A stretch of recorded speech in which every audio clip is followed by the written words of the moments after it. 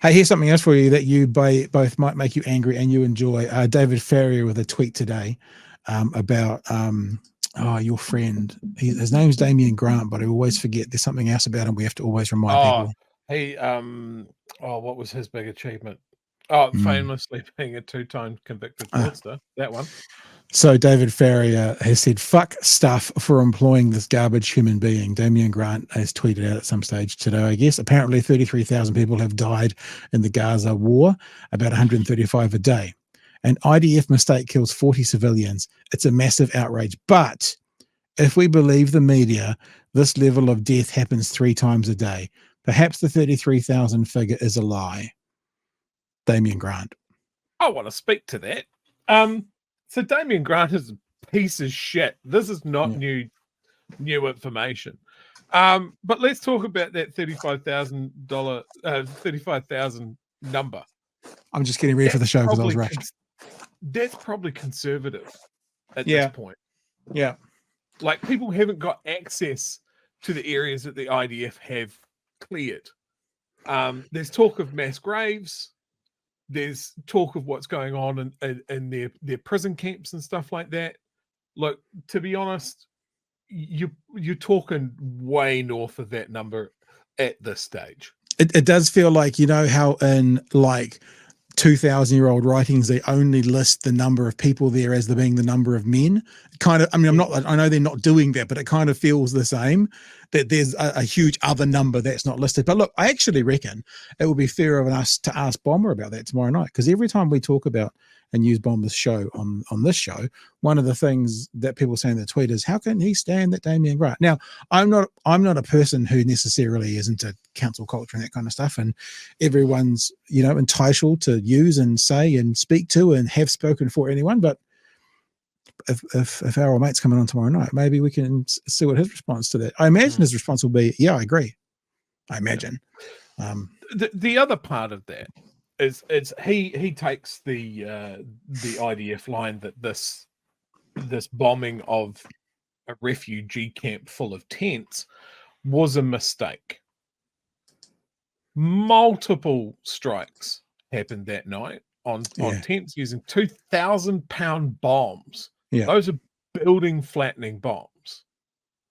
And you can't tell me that the IDF, who have air superiority, ground superiority, technological superiority, they keep making mistakes. They keep hitting aid convoys. They keep bombing, shooting the hostages that were coming back to them, that kind of thing. Shooting hostages, their own people, shooting journalists.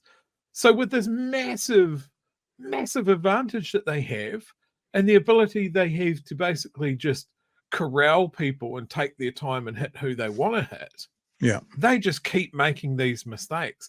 At some point, if you had some dude in your workplace that kept on making mistakes, you go, you keep making this many mistakes, mate, you're fucking stupid. Like, the day before these strikes, Benjamin Netanyahu had a press conference where he's talking about rebuilding Gaza for Israelis to put down roots. I don't know how. Can they be any more clear about what they're doing here? Well, and also, I mean, still talking about mistakes. Too little, too late from the international community, but it seems like the world has now kind of finally drawn a line in the sand, especially with the charges that want to be laid by the International Criminal Court.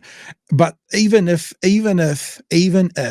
they claim mistake for bombing those tents, they were told by every international convoy communication, including America, not to go into Rafah.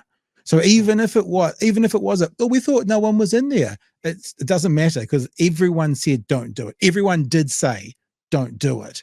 And if they're pulling the old, well, we gave them a warning, that's a war crime. There's a war crime there.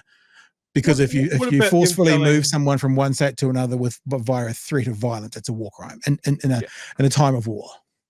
They were telling people in the north to head south and people in the south to head north. And then they hit the guys that were doing that. Like, it's fucking ridiculous. We didn't talk about this before we went on the show, but there's a clip I saw of Piers Morgan posing a bullshit question to someone of like, just put yourself in the shoes of Benjamin Netanyahu on October 8th. What would you do? You know, hypothetically, just this impossible situation. And it was the best fucking answer I've ever seen. This guy just turns around and goes, well, if I was, I would resign. Because this attack happened on my watch. Yeah. With all the advantage that we had, with all the security that we had. I let our citizens get harmed. The rescue mission was botched. You know, I dropped the ball. I'm the guy in charge. I would resign. It's I can't remember who said it, but there was a commentator who also said, who I think is one of the best things that's been said. You know, you hear this saying that they're in tunnels. This is the only way to get them. This is the only way to get Hamas. This is the only way. And a commentator along the way said, so what would you do if you found Hamas had a cell in Jerusalem? Would you bomb the area because it's the only way?